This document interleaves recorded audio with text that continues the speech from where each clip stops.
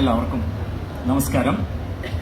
വേദിയിലിരിക്കുന്ന ബഹുമാന്യനായ Malayalam mission director, ഞങ്ങളുടെ സ്വന്തം മുരുകൻ മാഷ്, അതുപോലെ തന്നെ SCERT റിസർച്ച് ഓഫീസർ, ഞങ്ങൾ ശശി മാഷ് എന്ന് വിളിക്കുന്ന ഡോക്ടർ MT ശശി, ഇന്നിന്റെ എഴുത്തുകാരൻ ജേക്കബ് എബ്രഹാം, നമ്മളുടെ പുതിയ കാലത്തിന്റെ പുസ്തകങ്ങളിലെ ഒരുപക്ഷെ രാജാവെന്ന് വേണമെങ്കിൽ പറയാവുന്ന ശ്രീ സായൂജ്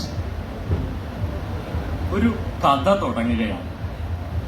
ഈ കഥ തുടങ്ങുമ്പോൾ ആ കുട്ടിക്ക് ഏകദേശം ഒരു 9 വയസ്സാണ്. ആ കുട്ടിയുടെ അമ്മയുടെ മരണ സ്ഥലത്തേക്ക്, ഒരു ആശുപത്രിയിലേക്ക് ആ കുട്ടിയുടെ അമ്മാവൻ കൂട്ടിക്കൊണ്ടുപോവുകയാണ്. ഇതൊരു നടന്ന കാര്യമാണ്. ആ അമ്മാവൻ ഇവിടെ ഇരിക്കുന്നതിന്റെ ഏറ്റവും മുമ്പിൽ അദ്ദേഹം ഞങ്ങളെ ആ വേദിയിലേക്ക്, ആ സ്ഥലത്തേക്ക് കൊണ്ടുപോവാം. അവിടെ ഇരുന്ന് ഇതൊന്നും അറിയാതെ ആ കുട്ടി കളിച്ചുകൊണ്ടിരിക്കുകയാണ്. നീളാതീരത്തിരുന്ന് ആ കുട്ടി കളിക്കുകയാണ്. ആ കളിക്കുന്ന കുട്ടിയുടെ മുന്നിൽ കഥകളുമായിട്ട് കുറേയേറെ വെള്ളാരം കല്ലുകൾ പറയും. ഇതിൽ പറയുന്ന ഒരു കഥയും പൂർണ്ണമാണെന്ന് ഞാൻ അവകാശപ്പെടുന്നില്ല. കാരണം ഒരു ജീവിതവും പൂർണ്ണമല്ല എന്ന് വിശ്വസിക്കുന്ന ഒരാളാണ് ഞാൻ. എല്ലാ ജീവിതങ്ങളും ഒന്നിൽ നിന്ന് മറ്റൊന്നിലേക്കുള്ള തുടർച്ചയാണ് എന്നാണ് ഞാൻ കരുതുന്നത്. അതുകൊണ്ട് തന്നെ ഞാൻ ഒരിടത്ത് പറഞ്ഞു പോകുന്നുണ്ട്, പുഴ കടലിനെ തേടുകയാണ്. കടലിൽ എത്തിച്ചേരുമ്പോൾ പുഴ മരിക്കുന്നില്ല.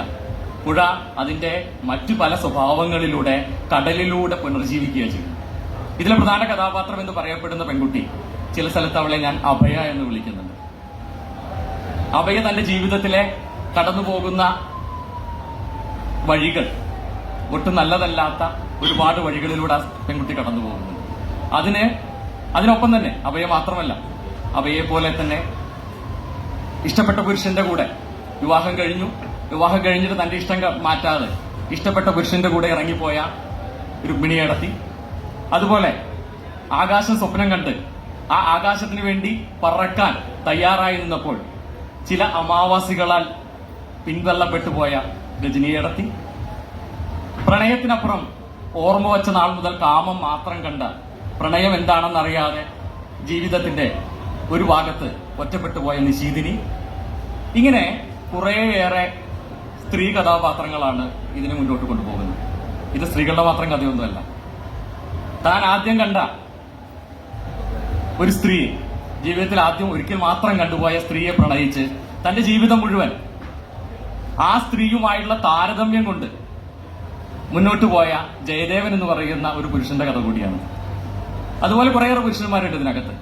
തന്റെ ഭാര്യയെ പ്രണയിച്ച്, താൻ വിവാഹം കഴിച്ച സ്ത്രീയെ പ്രണയിച്ച് ആ സ്ത്രീ മറ്റൊരു പുരുഷന്റെ കൂടെ ഇറങ്ങിപ്പോയപ്പോ ഭ്രാന്തായി പോയ കൃഷ്ണേട്ടന്റെ കഥയാണ്. തന്റെ 9 വയസ്സ് മുതലുള്ള പ്രണയത്തെ തന്റെ ജീവിതാവസാനം വരെ കൈപിടിച്ചു കൊണ്ടുപോയ അനിരുദ്ധന്റെ കഥയാണ്. ഇങ്ങനെ കുറേയേറെ വ്യക്തികളുടെ, അവർ അനുഭവിച്ച മാനസിക സംഘർഷങ്ങളുടെ അനിതര സാധാരണമായിട്ടുള്ള ഒരു ജീവിതമാണ് ഞാൻ ഇതിനകത്ത് വരച്ചു വെച്ചിരിക്കുന്നത്. ഇതിനകത്ത് പലരെയും ഞാൻ നേരിട്ട് കണ്ടിട്ടുണ്ട്, ഞാൻ നേരിട്ട് സംസാരിച്ചിട്ടുണ്ട്. പല വഴികളിൽ അവരെ മറ്റു പല പേരുകളിൽ ഇന്നും ഇന്നലെയുമായി ഞങ്ങൾ കണ്ടുപോയിട്ടുണ്ട്. അതുകൊണ്ട് തന്നെ ഞാൻ ഉറപ്പു തരുന്നു, ഇത് അവസാനിക്കുന്ന ഒന്നല്ല. ഇതിലെ ഓരോ കഥാപാത്രങ്ങളും നിങ്ങളുടെ മുന്നിലൂടെയും കൂടെ കടന്നുപോകും. ഇന്നും നാളെയും, അല്ലെങ്കിൽ ഇനി നിങ്ങളുടെ ജീവിതത്തിൽ എവിടെയെങ്കിലുമൊക്കെ ഇവർ നിങ്ങളെ കണ്ടുമുട്ടുക തന്നെ ചെയ്യും. ഈ പുസ്തകത്തിന് വേണ്ടിയിട്ട് ഒരുപാട് പേര് പ്രവർത്തിച്ചിട്ടുണ്ട്. പിന്നിൽ നിന്ന് പ്രവർത്തിക്കുന്ന ഒരുപാട് പേരുണ്ട്. അവരോടൊക്കെ നന്ദി പറഞ്ഞ് ഞാനിത് അവസാനിപ്പിക്കുകയാണ്. എനിക്ക് ഏറ്റവും ആദ്യം നന്ദി പറയാനുള്ളത്, എന്നെ കഥകൾ കേട്ട്, കഥകൾ പറഞ്ഞു തന്ന് എന്നെ ഒരു കലാകാരനാക്കി എന്റെ ചെറിയ മോടാണ്.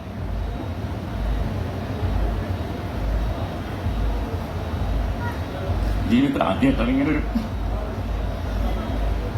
അതുപോലെ തന്നെ ഞാൻ ഏറ്റവും കൂടുതൽ, ഒരുപക്ഷെ ഒരു കാലത്ത് ഒരുപാട് പുസ്തകങ്ങൾ വായിച്ചിരുന്ന ഒരാളാണ്. ഏകദേശം ഒരു 10 വർഷം ഒരു പുസ്തകം പോലും വായിക്കാതെ ഒരു ഡാർക്കിൽ ജീവിക്കുന്ന ഒരു അവസ്ഥ ഞങ്ങൾക്ക് വന്നിട്ടുണ്ട്. അതിനുശേഷം എന്നെ കൈപിടിച്ചുയർത്തിയത് മലയാളം മിഷൻ. മലയാളം മിഷന്റെ ഒരു അധ്യാപകൻ എന്നുള്ള നിലയിൽ ഇന്ന് മൈസൂർ മേഖലയിലായാലും കർണാടക ചാപ്റ്ററിലായാലും ശരി ഞങ്ങളെ കൊണ്ടു നടക്കുന്ന ഒരു വലിയ വ്യക്തിത്വം ഇവിടെയുണ്ട്. മലയാളം മിഷന്റെ ബഹുമാന്യനായ ഡയറക്ടർ ശ്രീ മുരുകൻ കാട്ടാക്കട. അദ്ദേഹത്തോടുള്ള നന്ദി, കടപ്പാട് അതിവിടെ രേഖപ്പെടുത്തുകയാണ്. അദ്ദേഹത്തെ ചേർത്ത് വെക്കുമ്പോൾ ഒരു പേര് കൂടെ ഞാൻ അതിന്റെ ബാക്കിൽ വെക്കാം. അത് മലയാളം മിഷന്റെ കർണാടക ചാപ്റ്റർ പ്രസിഡന്റാണ് ഞങ്ങളുടെയൊക്കെ ദാമോദരൻ മാഷ്. പിന്നിലിരുന്നുകൊണ്ട് അദ്ദേഹം ഞങ്ങളുടെ കൂടെയുണ്ട്. അതുപോലെ തന്നെയാണ് ഡോക്ടർ എം ഡി ശശി, ഒരു SFI കാലത്തിന്റെ കൂട്ടുകാരൻ. നീ എന്തെഴുതിയാലും അത് ഞാൻ പറയുമെന്ന് പറഞ്ഞു നടക്കുന്ന ഡോക്ടർ എം ടി ശശി. അദ്ദേഹത്തോടുള്ള സ്നേഹവും കടപ്പാടും ഞാനൊന്ന് ഇവിടെ കുറിച്ചു വയ്ക്കുന്നു. ഈ പുസ്തകം ആദ്യം നൽകിയത് പ്രിയപ്പെട്ട ജേക്കബ് എബ്രഹാമിനാണ്. അദ്ദേഹമാണ് ആദ്യം ഇത് വായിച്ചു നോക്കിയത്. ഇതിന്റെ ബാക്കിലുള്ള അത് അദ്ദേഹം എഴുതിയതാണ്. ഈ പുസ്തകത്തിൽ ഒരുപക്ഷെ എന്നേക്കാൾ കൂടുതൽ അറിയാവുന്ന, അല്ലെങ്കിൽ ഞാൻ വിട്ടുപോയ കാര്യങ്ങളൊക്കെ ഇത്രയും കൃത്യമായി പറയാൻ കഴിയുന്ന ഒരു എഴുത്തുകാരനും അദ്ദേഹം തന്നെയാണ്. ഒരു മടിയുമില്ലാതെ എന്റെ കൂടെ നിന്ന ബഹുമാന്യനായ ജേക്കബ് എബ്രഹാമിന് ഒത്തിരി സന്തോഷം, നന്ദി. പിന്നെ ഇതിനിങ്ങനെ ഞാനൊരു പ്രിന്റർ കൂടിയാണ്, ഇതിന് ഇങ്ങനെയൊരു ഭംഗിയുള്ള ഒരു അവസ്ഥയിലേക്ക്, ഫോർമാറ്റിലേക്ക് മാറ്റിയത് ശ്രീ സായുജാണ്. അതിനു വേണ്ടിയിട്ട് മാൻകാൻ കുടുംബം ഒരുപാട് കാര്യങ്ങൾ ചെയ്തിട്ടുണ്ട്. മാൻകാൻ കുടുംബത്തിലെ 2-3 പേരെ, ലയ, വിദ്യ, അതുപോലെ തന്നെ അശ്വിനി പോലെയുള്ള മാൻകാൻ കുടുംബത്തിലെ എല്ലാവരെയും സ്നേഹപൂർവ്വം ഞാൻ ഓർക്കുകയാണ്. അതുപോലെ തന്നെ മലയാളം മിഷന്റെ പ്രിയപ്പെട്ട കൂട്ടുകാർ, ജോത്സ്യനടക്കമുള്ളവർ, പിന്നെ IPT കാലത്തിലെ എന്റെ കൂടെ നിൽക്കുന്ന ഒരുപാട് അടക്കമുള്ള കുറേയേറെ ആളുകൾ, ഇവരെല്ലാവരും കൂടി ചേർന്ന ഒരു പുസ്തകമാണ്. അതുപോലെ തന്നെ ഈ പുസ്തകത്തിന്റെ കവർ ചെയ്തിരിക്കുന്നത് എന്റെ സഹോദരൻ, ഇതിന് രതീഷാണ്. രതീഷിന്റെ ഭാര്യ ഇവിടെയുണ്ട്. അതുപോലെ ഈ പുസ്തകത്തിൽ ചിത്രങ്ങൾ വരച്ചിരിക്കുന്ന എന്റെ സഹോദരിയാണ്. അങ്ങനെ ഇതൊരു കുടുംബത്തിന്റെ കൂടെ കഥയാണ്. ഇതിനകത്ത് ഒരു വരി വായിച്ചിട്ട് ഞാൻ നിർത്തുകയാണ്. ഒരേ ഒരു വരി ഞാൻ വായിക്കുള്ളൂ.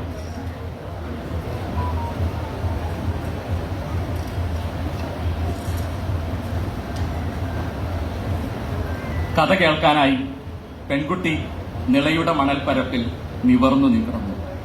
വെള്ളാരം കല്ലുകളുടെ കഥ കേൾക്കാൻ സൂര്യൻ പടിഞ്ഞാറേ മാനത്ത് കാത്തുനിന്നു. കാറ്റ് പറന്നു വന്ന് അവളുടെ മടിയിൽ നിലയുറപ്പിച്ചു. നിളയുടെ മണൽത്തരികൾ തലയുയർത്തി പെൺകുട്ടിയോട് ചേർന്നിരുന്നു. മഴമേഘങ്ങൾ വിതുമ്പലടക്കി അവൾക്ക് കാവൽ നിന്നു. നിള ഒഴുക്ക് നിർത്തി അവൾക്കൊപ്പം കഥ കേൾക്കാനിരുന്നു. വെള്ളാരം കല്ല് കഥ പറഞ്ഞു തുടങ്ങി.